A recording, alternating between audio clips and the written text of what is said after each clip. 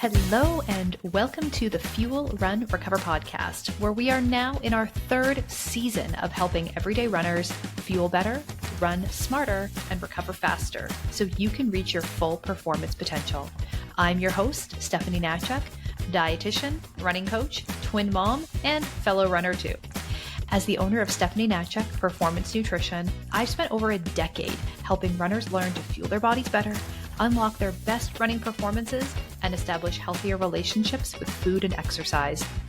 This podcast is all about helping you become the very best runner you can be by teaching you the running-specific nutrition, training, and recovery strategies that you need to reach all your wildest health, fitness, and running goals.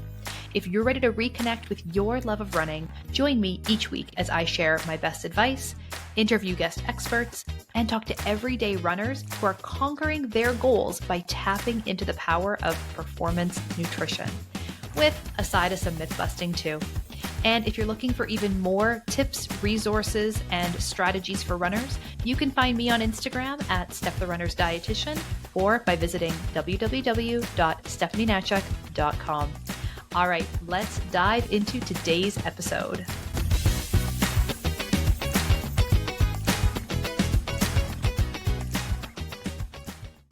Start today's episode, I just want to really quickly invite you to download my free fueling guide and strength training guides for runners. Currently available as a handy little bundle for you all in one at the link in the show notes.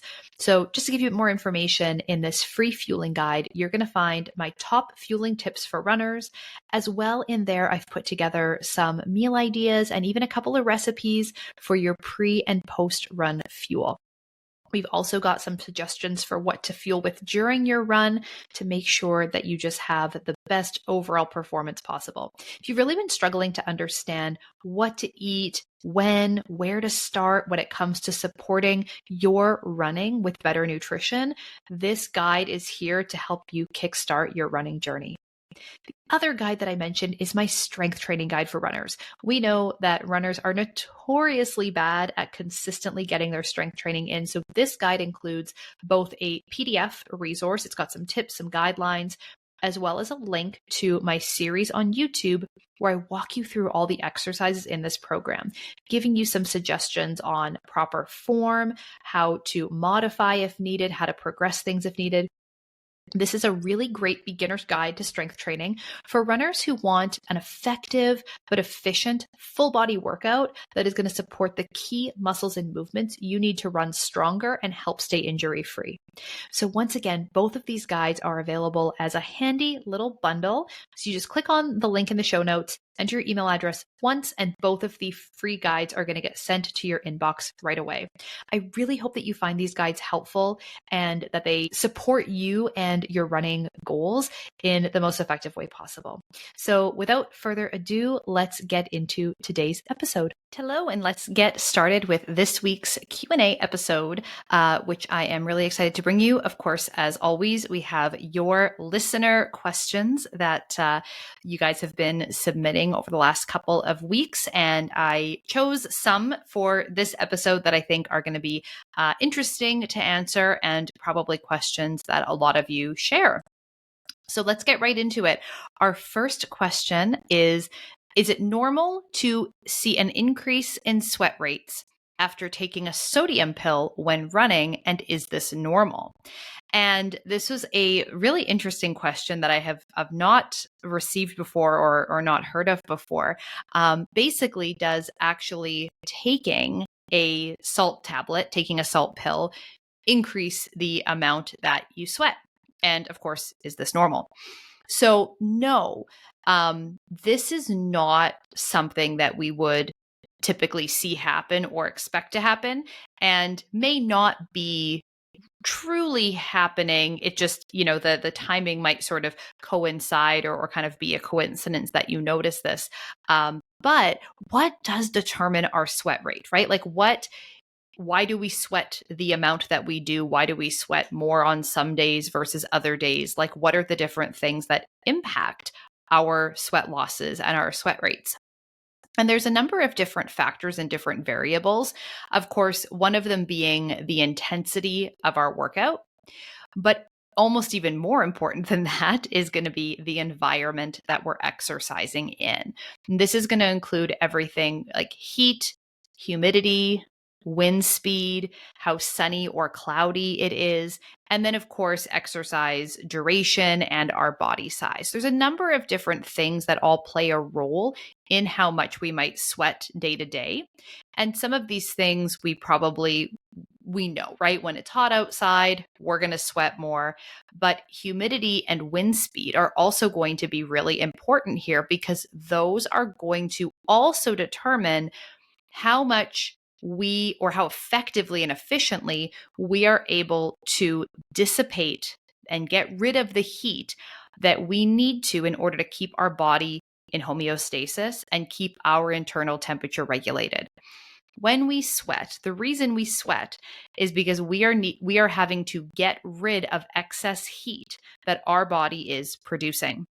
And so when we're exercising, especially as we're exercising more intensely, we are generating more heat inside our bodies, inside our working muscles. And so this heat needs to go somewhere. Otherwise, it would just stay in our bodies and our internal temperature would rise to the point where we can no longer live. And obviously, it's a bad thing. So we have this system of sweat, which is basically our body's air conditioning. And so we are able to release this heat along with fluids, and then that fluid evaporates. Or on a particularly windy day, right? It's helping to cool us. It's like a fan blowing on us, helping to dissipate that sweat and get rid of that excess heat to help keep our body cool. So during exercise, just simply the act of consuming a salt tablet won't increase sweating. But if you are consuming other products, whether it's like your sports drink or I've never seen this, but I mean, who knows what they have in all different places, something like an electrolyte capsule that maybe also contains caffeine or other stimulants with it, that might be a thing that could potentially increase sweat rate because caffeine and other stimulants increase our body temperature and can increase sweating. So it wouldn't be the electrolyte specifically or like the salt that's in one of those capsules, but if there was another ingredient in there that could be causing that, or it might just be, coinciding, just a little bit of a coincidence. So I hope that answers your question, but it was definitely a good one. The next question I have here is for carb loading, what can be substituted for high sugar beverages for runners who can't tolerate high volumes of carbohydrates all at once? So the person who submitted this question specifically was talking about being post-bariatric surgery. So surgical procedure where the stomach is made smaller. And then, of course, we have limited capacity in the stomach to tolerate high concentrations of sugar all at once, and of course, limited overall volumes of food. And there's a number of different bariatric surgery procedures that a person can have. Some of them have more of these side effects compared to others, depending on the specific nature of the surgery, but it does really change nutrition recommendations. And it really changes how you have to approach fueling as an athlete, because you might have a really hard time consuming the volumes of foods that we recommend, the volumes of carbs that we recommend, and specifically the concentration of some of the common things that you see out there, sports drinks and stuff like that might be very hard for you to tolerate. So, we always talk about how in nutrition, there is no one size fits all type of thing and everybody's different and unique. You have to find what works for you and try different things. This is one of those areas where we have to be open to doing things a little bit differently than your standard recommendation, because that just may not make sense and it just may not work. So there's a couple different things that we can do here. The first thing that I would say is let's reassess and readjust the carb loading strategy as a whole, right? So rather than saying, okay, you're still going to do a carb load that is the same duration and I'll say intensity of, aiming for somewhere between 8 and 12 grams of carbohydrates per kilogram of your body weight.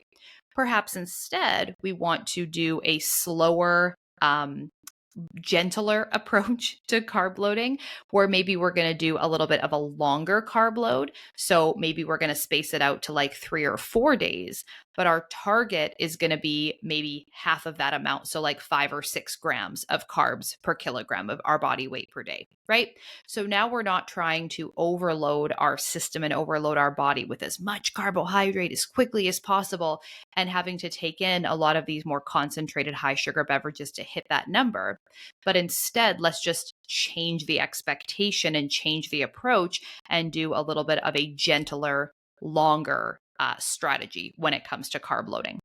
And then another question that came in, we had lots of carb loading questions today. Another question that came in about carb loading is, what are the best foods to carb load with? And the answer to that question is whatever you have already been eating the days before and the day of your long runs, right? This, I cannot overemphasize this. I cannot stress this enough. We want to carb load with the foods that we are already eating on a routine basis, heading into our long runs and heading into our workouts, whether it's the night before, the morning of, etc. Because carb loading, the purpose of carb loading is to maximize your muscle glycogen stores that you have, so you have more energy on board for a better race day performance, right? You have more carbohydrates so you can run for longer at a higher intensity on race day. So this is not the time to do a 180 diet switch from your norm.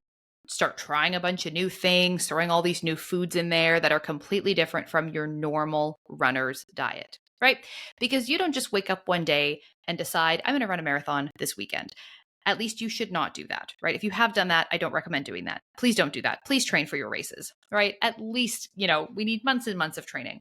And part of that training process is training your gut, training your digestive system to be able to tolerate the food and fluids and things that you're going to consume before and during your race.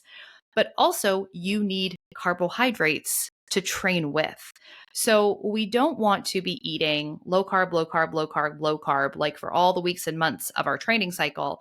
And then boom, we're going to carb load 3 days before the race. I know that this is a strategy that some people have used, and I know this that you see floating around there on the internet as like what you should do, right? Train low, race high when it comes to your carbohydrate intake.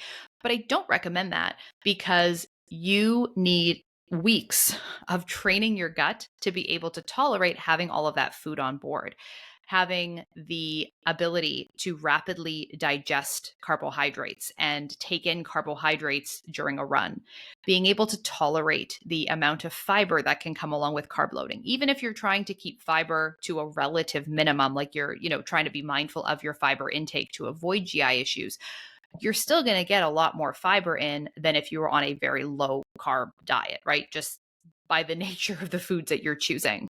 So what I recommend doing is starting out with some smaller, shorter trial carb loads, at least a few weeks out from your race. So when your long runs are starting to get longer, right? As those miles are ramping up, we start with increasing the carbs that we're having at dinner the night before, making that a bigger proportion of our plate. Maybe we're adding in an extra high carb snack the night before the long run after dinner. Maybe we're increasing slowly the amount of food that we're having for breakfast the morning of the long run. And then slowly inching back, where now all of a sudden, maybe in the afternoon, we're adding a bit more. Maybe we're adding in a carbohydrate beverage sometime in the afternoon or in the evening. And we're just gradually increasing the amount of carbohydrate that we're taking in the day before our long run as the long run gets progressively longer. You're going to have much better long runs. Like your long runs are going to feel so much better. You're going to be able to do some workouts, some like goal pace miles, all kinds of fun, fancy stuff within your long run because you're not going to be so dead from being underfueled. But also, then when you actually transition to full out carb loading for the couple days before your event, it's not a big shift, right? You've already been practicing with those foods. You're used to having those foods. It's so much easier because it's just already part of your routine. So I highly recommend taking that approach versus trying to train in a huge deficit, really trying to avoid carbs during your training cycle, and then thinking you could just flip a switch and eat all of these different new things for a couple of days before your event, because that probably isn't going to go very well. And then our next question is for runners who can't consume the high volumes of carbs suggested in a carb loading plan. So the example that was given was like eating 2 full cups of rice in one sitting. Can something called a cluster dextrin supplement be used instead? And so I'm going to talk about that and that specific supplement and give you a little bit more information about it. But what I also want to say here is the same comment about just switching our approach to carb loading.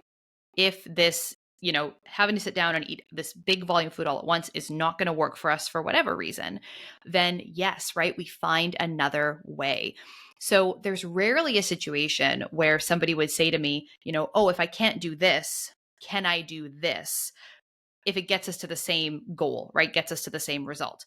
And whatever thing we might want to try or experiment with, as long as it is not totally taking us in a different direction nutritionally than the original kind of recommendation or guideline, then absolutely, right? We have recommendations and we have guidelines and we have this stuff that comes from science. But we also have to remember that each of us are unique individuals and we need to also play around with things and try to find what works for us, right? If you do not follow the sample carb loading plan that you saw on my Instagram page, or if you do not follow my carb loading recommendations to a perfect T, like I am not going to come bang your door down and I'm not going to send the police to come and arrest you.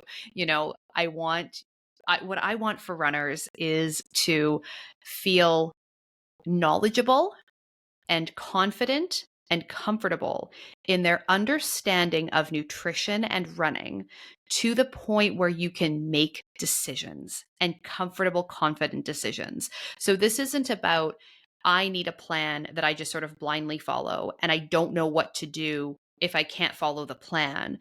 It's about having that deeper knowledge and understanding of nutrition and food and how your body works and what your body needs, so that questions like this are easy and something that you can very much answer for yourself. I mean, I always want to be a resource for people and I always want to be able to answer questions. And of course, there might be some specific logistical things that come up in these kind of scenarios, like how much do I swap for? Like, is it 2 cups of this and 1 scoop of that? Or, what's the ratio? Like little things, but I want you to be able to make these decisions and feel really good about that. And that's one of the big things that I teach inside my programs for runners is, really trying to make sure that you have the knowledge that you need to feel comfortable and confident in your decision makings.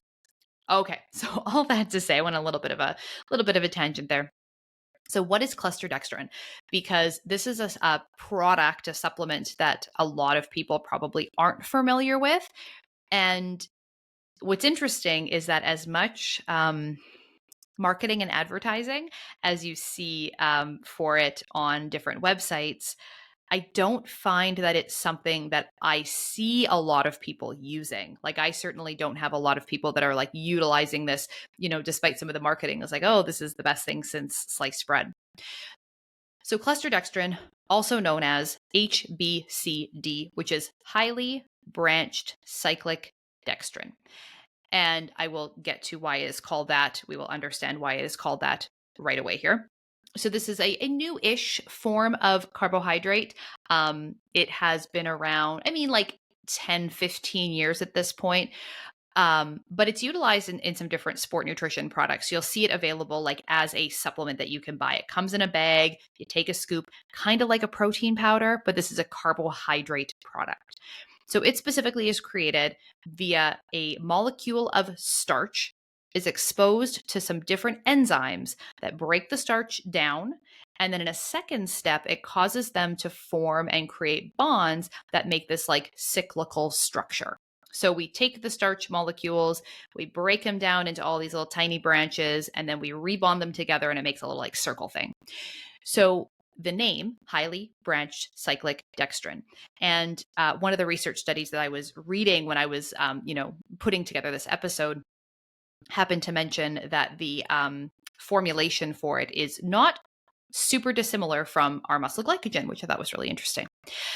So what is interesting or different about, say, cluster dextrin or HBCD? And I'm sorry, they have got to come up with a better name for this. You have like whoever is behind this product, like come up with something snappier because like neither of these roll off the tongue. But anyway, what is interesting about it? Some studies have shown that it is more rapidly digested and absorbed compared to other types of carbohydrates that we might ingest during exercise. But I do want to say there is not a tremendous amount of research out there on this particular product. Like there isn't loads and loads of studies that have compared it to all different formulations and all different concentrations and amounts of this, that, and the other thing. We're talking about a fairly small body of research, but certainly not a lot of like red flags, again, as long as you don't have any issues with tolerating something like this. What I found really interesting though is that when looking at the marketing of this product and some of the consumer facing materials like sales websites and sales pages and stuff like that, they really talk about this product being so great because of its slow release and how it's superior to other products because you take it and you get like slow, sustained energy. And that is definitely something that has been trendy lately in sport nutrition, is this idea that you are having gut issues because the sugar is getting into your body too quickly. And so if you have a slow release carbohydrate, and I take that to mean slow release from the digestive system, but perhaps I'm wrong in how these companies are thinking about their marketing and their messaging. But in fact, with this, the opposite is the case. And what's interesting is that the name of the game with intra-workout fueling, like what makes or breaks us having gut issues and things like that during a workout, is generally not wanting to slow down the release of carbohydrate and have that carbohydrate in our stomach for too long, because that's what causes gut issues. We actually want to be taking carbohydrate that is absorbed and digested, emptied from the stomach, enters into our working muscles as quickly as humanly possible, right? So how much can we consume and how quickly can we get carbohydrate from the GI tract into our muscles, right? The more rapid the absorption is actually a benefit. And it's just kind of interesting that you see sort of this these two opposite ends of the spectrum where what we kind of know physiologically, like how the gut works, what the cause of GI issues, stuff like that, doesn't always align with what the marketing and kind of sport product world is telling us. At the end of the day, though, there are obviously lots and lots of different carbohydrate products that are available on the market, and they are marketed different ways and they make different claims. Sometimes that is backed by science, sometimes it is not. So, again, it's about finding what works for you, knowing that nothing is off the table, nothing is not an option. It's just a matter of figuring out what is the best option. And another, just in some of the research studies that I was looking at, one of the comments that the researchers made regarding HBCD is also that it's quite expensive compared to other carbohydrate sources, other carbohydrate products. And so this is another thing where we also have taken into consideration, is it necessary and worth it for the price? And in some cases, if this is a product in particular that really works well for you, and it might be the only one that does, because of your health background, because of your specific needs, because you've had, gastrointestinal surgeries or conditions or things that really do change the way that you digest and break down fuel, then certainly, right? Like that just may be the thing that works best, and that's fantastic. But also may not be a necessity because there are lots of options for getting in more carbohydrates. And of course, lots of options for getting in a lot of carbohydrates quickly. Say, for example, combining together glucose and fructose and having a combination of glucose and fructose. So that's the story with that. I hope that you found that interesting because I certainly did. And it's always great to investigate and, review some data on some new things. And then our final question for today, that brings us to our last one here for this episode, is how many calories should I be eating per day to support my running? And this is a question that, is asked time and time again. Obviously, I answer it for people and with people all day, every day in my practice here. But your calorie needs are as unique as you are as a human on so many levels. And it's also variable, right? Depending on a lot of factors. So that's going to be genetics, training volume, body composition, age, lots of other things. So it's highly variable depending on lots of different things. What we can do with math is determine a ballpark number and then adjust from there depending on your performance, your training results, and if you're seeing weight, body composition changes that you want to. But how do we capture that data, right? Like, okay, we can understand that maybe you need XYZ number of calories, give or take. But what's the best way to assess that and look at that and see how you're doing and are you on track, right? And this brings us around to calorie tracking. And do I need to be tracking my calories and keeping a really close eye on my calories in that way in order to be a good runner, right? In order to be successful? And I always say no, like absolutely not.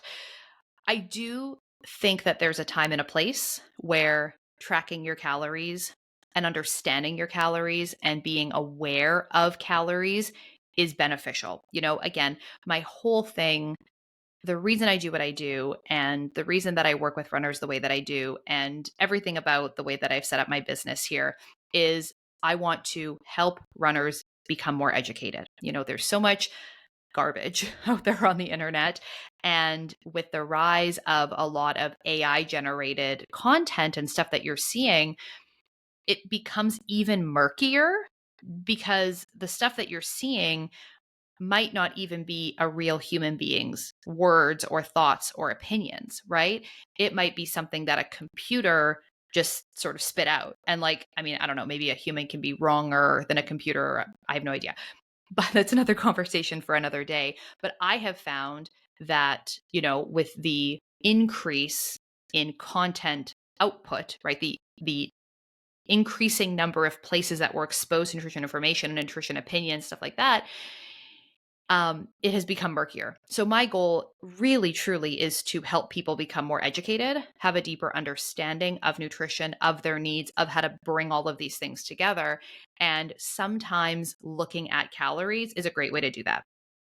But I think that it goes so far beyond just calories into macronutrients, right? Where do our calories come from? What's the balance of calories that we're getting?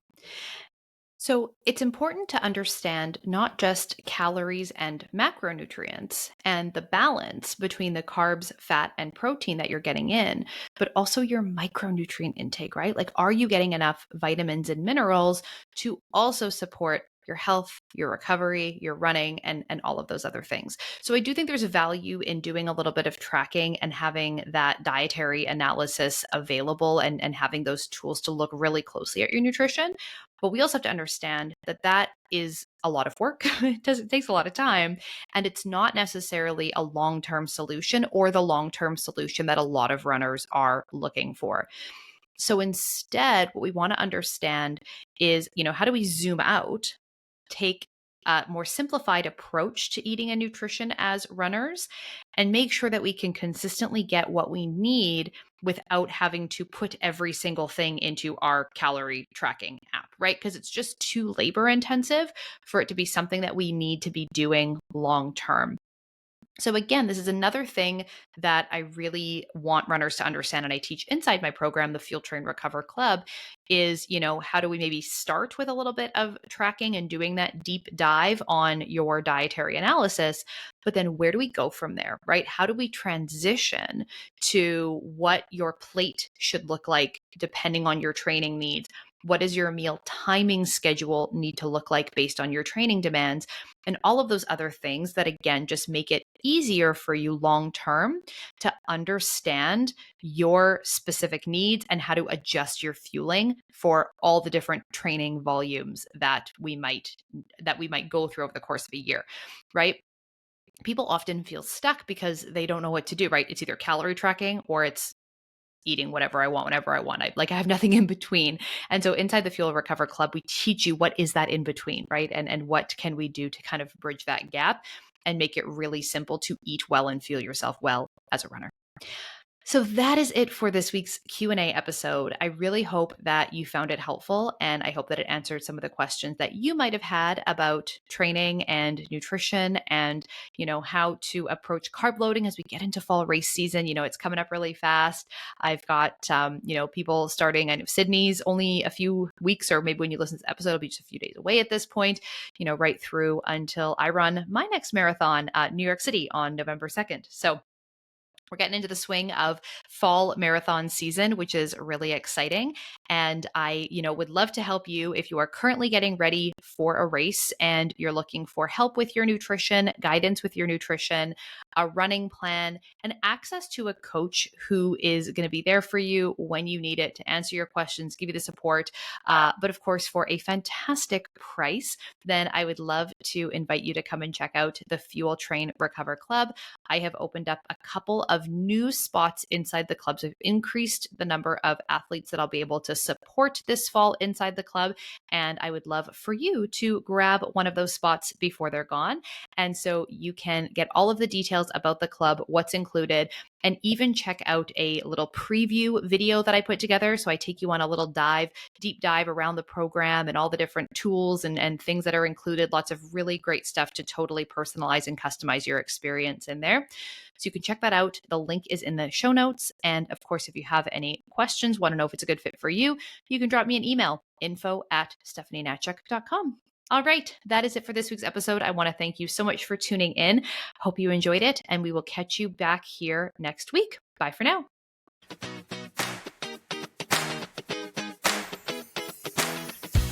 The information on this podcast is for educational purposes only and is not to be used or relied upon for diagnosis or treatment of any health condition. This information does not create a client-practitioner relationship and should not be used as a substitute for professional medical advice.